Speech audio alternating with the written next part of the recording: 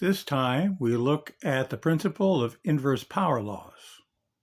Many processes are governed by inverse power laws. For example, we have gravitation. Gravitation comes under the inverse square law, which is to say, separate two gravitational bodies to twice their distance, and the gravitational force between them will be cut in 1/4.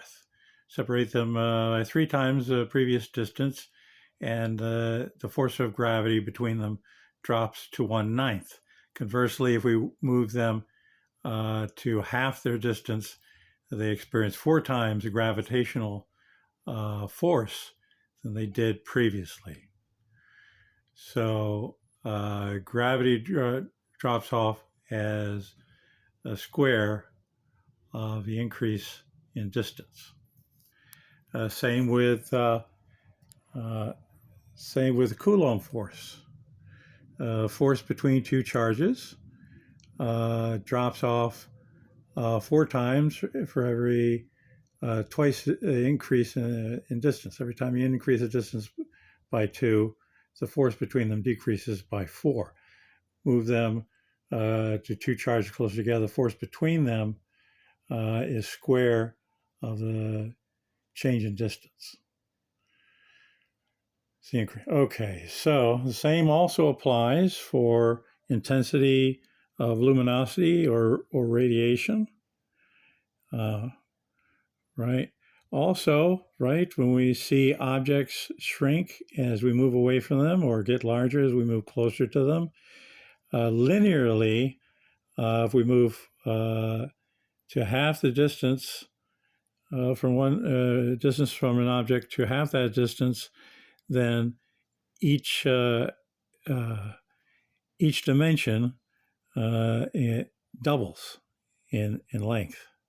So that means the image itself quadruples in size. So we see objects apparently increase or decrease in size. It's because of it obeying also inverse square law by the 2 dimensions in which they are seen. Okay, so, but there are other inverse power laws. For example, temperature changes as a result of the inverse 4th law.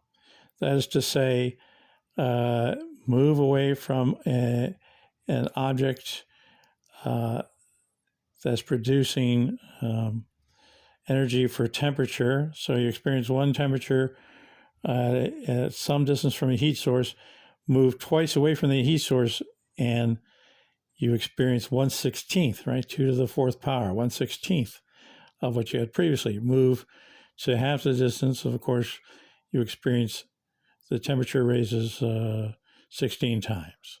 That's why heat drops off so sharply as you move away from a fire. Okay, so in the case of van der Waals energy, right, that follows the inverse 6th law. And van der Waals force, for some strange reason, follows the inverse 7th law. So we have inverse square, inverse 4th, inverse 6th, and inverse 7th laws for physical processes, depending on the process. Those are the powers involved.